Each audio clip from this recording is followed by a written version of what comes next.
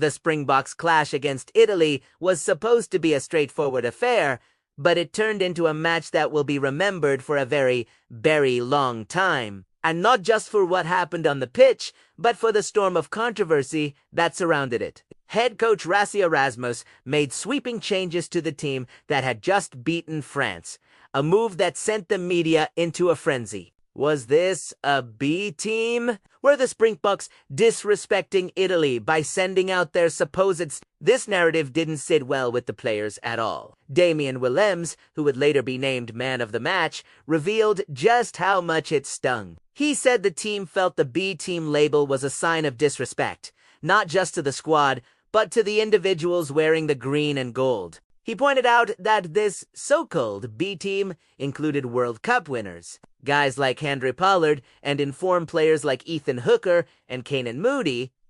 That talk in the media, it lit a fire under them. They felt they had a point to prove, and prove it they did. The match itself kicked off under a cloud of tension, and it didn't take long for things to get even more complicated. Just minutes into the game, with the score still at 0-0, Franco Mostert was shown a red card for a high tackle. For the second week in a row, the Springboks were down to 14 men for the vast majority of the game, against a passionate Italian side playing on home turf in Turin.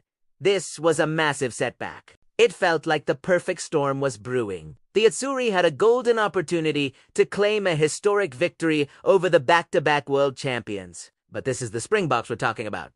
Adversity is where they seem to thrive. Instead of crumbling, they dug in. They showed the world exactly why they are champions. Willemse described the win as really special, a true test of their character. They had to come up with solutions on the fly, and that's exactly what they did. The first half was a tense, gritty battle. The Boks went into halftime with a slender lead, but the game was far from over. The genius of the Springboks setup really shone through during that halftime break. Willemse praised the world-class coaching staff and the players for their ability to adapt. The coaches came in with new plans and ideas to cope with being a man down, and the players bought in completely. They came out for the second half with a renewed sense of purpose and a clear strategy. Of course, it wasn't a flawless performance. Willemse was quick to admit that. They still dropped balls, missed some lineouts, and conceded penalties. They even received another yellow card,